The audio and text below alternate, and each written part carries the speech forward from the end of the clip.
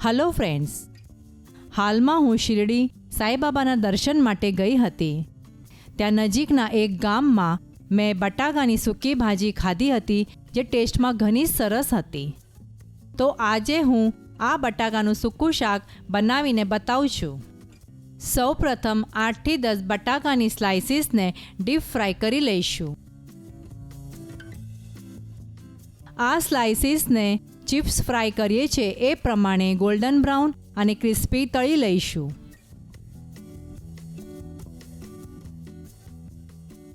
હવે કઢાઈમાં તેલ ગરમ થયા બાદ 1 ટીસ્પૂન રાઈ, હાફ ટીસ્પૂન હિંગ, 3 થી 4 ઝીણા સમારેલા લીલા મરચાં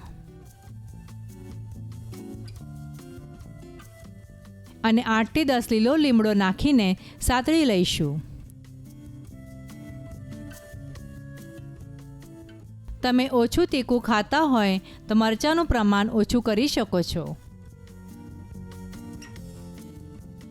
હવે એમાં હાફ ટીસ્પૂન હળદર નાખીને હલાવી લઈશું.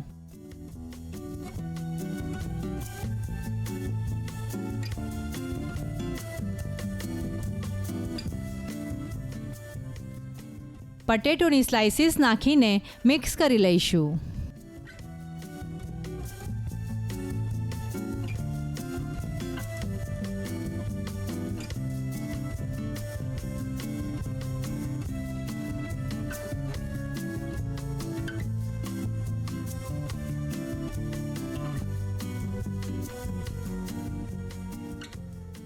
પછીથી એમાં સ્વાદ પ્રમાણે મીઠું,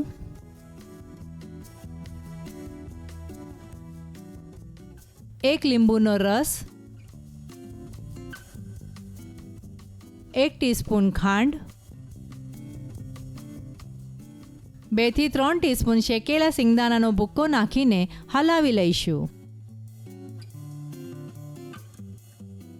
મિત્રો, આ શાક ખાવામાં ઘણું સરસ લાગે છે.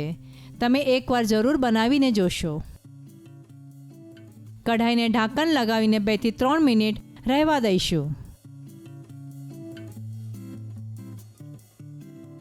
ઉપરથી ઝીણા સમારેલા લીલા ધાણાથી ગાર્નિશ કરીશું.